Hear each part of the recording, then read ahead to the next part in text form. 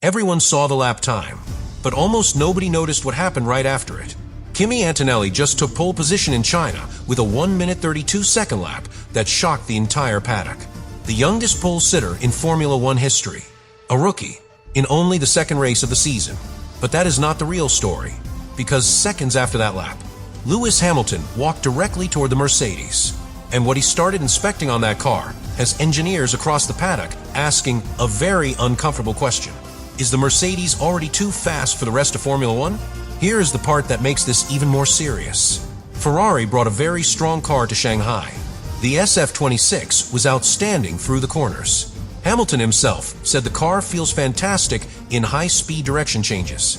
Stable rear, confident braking, exactly what drivers want. And yet, in qualifying, Mercedes still found 3/10. 3/10 on a modern Formula One grid is not small. It is a statement. Antonelli on pole, Russell second, Ferrari forced to settle for third and fourth. And the data from that lap reveals something that could define the entire season. Because the real advantage of the Mercedes is not only the engine, not only the aerodynamics, is the way the car manages energy under the new regulations. And once you see the onboard comparisons, the difference becomes impossible to ignore. The Mercedes does not just accelerate, it keeps accelerating, long after the Ferrari begins to fade on the straight. Which brings us back to that moment in Parc Ferme. Lewis Hamilton looking closely at the rear of the car, studying the packaging, studying the rear wing, studying the airflow layout. Because if Hamilton noticed what engineers believe he noticed, then the entire championship might already have a problem. Shanghai was supposed to expose weaknesses. Long straights, heavy braking zones, endless traction zones where energy systems are pushed to their limits. If any car had a flaw, this circuit would reveal it immediately. And that is exactly why engineers inside the paddock were watching Mercedes very closely all weekend. Because Australia had already raised suspicion. George Russell dominated there, comfortably. But some teams believe the circuit simply suited the Mercedes concept.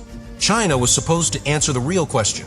Was that performance real, or just track-specific? The answer came very quickly. From a first competitive laps on Friday, the W17 looked frighteningly stable. The car rotated smoothly through the long, opening corner. No sudden rear instability. No aggressive corrections from the driver. Just calm steering inputs and early throttle application. That alone was impressive. But the real signal appeared in the data traces. Every team monitors sector times. Every team compares acceleration curves. And when analysts looked at the telemetry comparisons between Mercedes and Ferrari, something immediately stood out. The Mercedes acceleration curve was different. Not slightly different. Fundamentally different.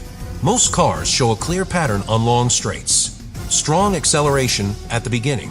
Then a gradual flattening as the electrical energy begins to run out. That moment is called derating. Every team tries to delay it, but eventually it arrives. Except the Mercedes curve did not behave that way. Instead of flattening, the acceleration remained consistent much longer down the straight. Almost as if the car still had energy available when others were already running out. And that is when engineers began asking uncomfortable questions. Because under the 2026 regulations, energy management is everything. Every lap is a complex balance. 7 megajoules of electrical energy. Strict limits on deployment. Strict limits on recovery. Teams must decide exactly where to harvest energy and exactly where to release it. And if one team finds a more efficient cycle, the advantage multiplies everywhere. Acceleration improves, top speed improves, and the driver gains flexibility to attack or defend. Mercedes seems to have mastered that balance earlier than everyone else. Their braking zones are longer, their energy recovery is more aggressive, and their deployment phase appears far more controlled, which explains why the car looks so powerful at the end of long straights. But that alone does not explain everything. Because if it were only about energy, the car would suffer somewhere else. Usually in the corners. Usually in tire management. But that weakness has not appeared either. And this is where the story becomes even more interesting. Because the W17 is not just fast. It is incredibly predictable. Drivers trust it. You can see it in the steering inputs. George Russell attacks corners with brutal late braking. Antonelli drives with a smoother style. Yet both drivers reach almost identical sector times. That only happens when a car has a very wide performance window. And wide windows are extremely dangerous for rivals, because they make the car adaptable, cold track, hot track, new tires, used tires. The balance barely changes, which means Mercedes does not need perfect conditions to dominate. But here is where things take another turn, because the biggest surprise of qualifying was not Russell. It was Antonelli, 19 years old, second race of the season, and suddenly he delivers the fastest lap in Formula One history for a rookie pole sitter. 1 minute, 32 seconds, 0.64, and the lap itself was almost flawless. Sector 1, aggressive but precise. Sector 2, clean and stable through the technical section. And then Sector 3, the moment where the Mercedes advantage becomes impossible to hide. The car simply explodes out of the final corner. Acceleration that looks almost unfair compared to the cars behind. Ferrari holds on through the middle of the lap, but on that straight, the difference becomes brutal. Meter after meter, the gap grows. And this is the exact moment Lewis Hamilton noticed something, because when the session ended, he did not walk toward the Ferrari garage first. He walked toward the Mercedes, and he started looking very closely at the rear of the car. Not casually, carefully, like someone who recognized a familiar idea but implemented in a way he had not seen before. And according to several engineers in the paddock, what Hamilton was looking at might reveal exactly where Mercedes found their advantage. But that detail is far more technical than most fans realize. And once you understand what is happening under the rear bodywork of that car, the performance gap in China suddenly makes a lot more sense. But the real story of this qualifying session is not only about Mercedes. Because while the silver arrows were dominating the timing screens, something very interesting was happening inside the Ferrari garage. And Lewis Hamilton knew it. The SF26 is not a slow car. In fact, through several sections of the Shanghai circuit, it is arguably one of the best balanced machines on the grid. Sector 1 proved it. Those long flowing corners require absolute rear stability. The driver must carry speed while the car rotates smoothly without snapping. And in those sections, Ferrari looked incredibly strong.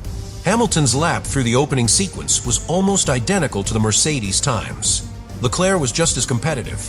The car changed direction with precision. No instability, no hesitation when applying throttle, which is exactly what both drivers had been praising all weekend. The chassis works. It really works. Both Ferrari drivers have repeated the same phrase several times during the weekend. The car feels fantastic in the corners. That is not a small statement. When two drivers with completely different styles say the exact same thing, engineers know the platform is healthy.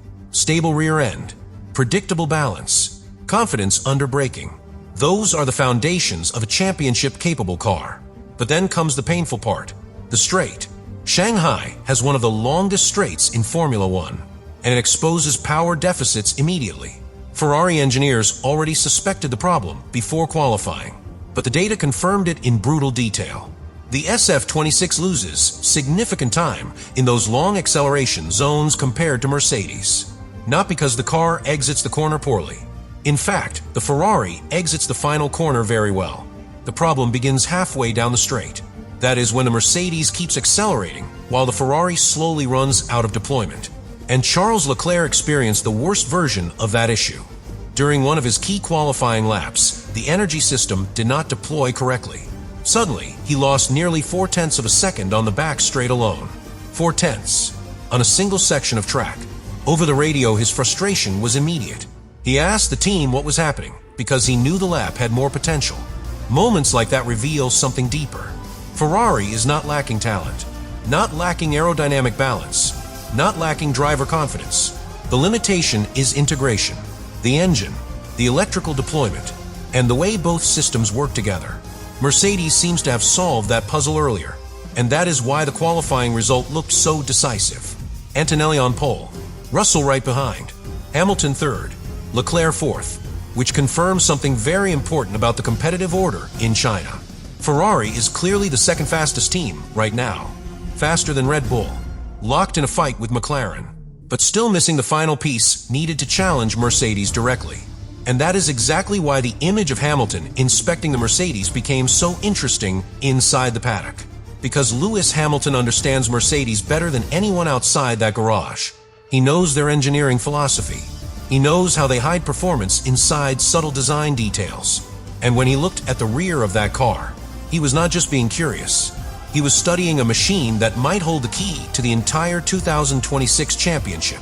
But here is where things become even more intriguing, because the Mercedes advantage might not only come from power. There is another detail. A detail hidden inside the braking zones of the W17. A detail that could explain why the car seems to generate more usable energy than everyone else.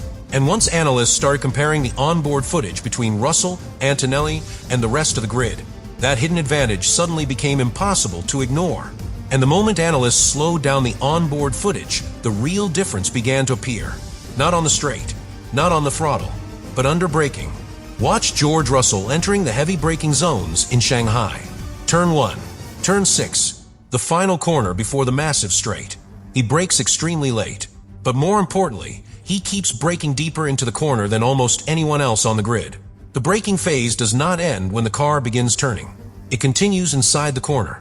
That detail is incredibly important under the new 2026 regulations, because braking is no longer just about slowing the car. It is also about harvesting energy. Every extra moment spent on the brake pedal allows the MGU system to recover more electrical power. And Mercedes appears to have designed the W17 specifically around that philosophy. The car allows drivers to extend the braking phase without losing front grip.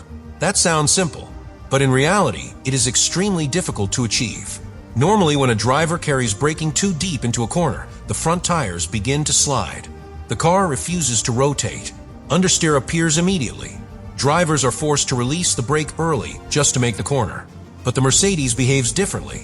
The front end remains stable. The rear stays planted, which allows the driver to harvest energy for longer, while still rotating the car effectively. That is a double advantage. More energy recovered, and more speed carried through the corner, and the effect multiplies across an entire lap. Every braking zone becomes a small recharge opportunity, which means by the time the car exits the final corner, the battery still has more energy available than its rivals. And that explains the acceleration we see on the straight. Is not only raw power, is preparation.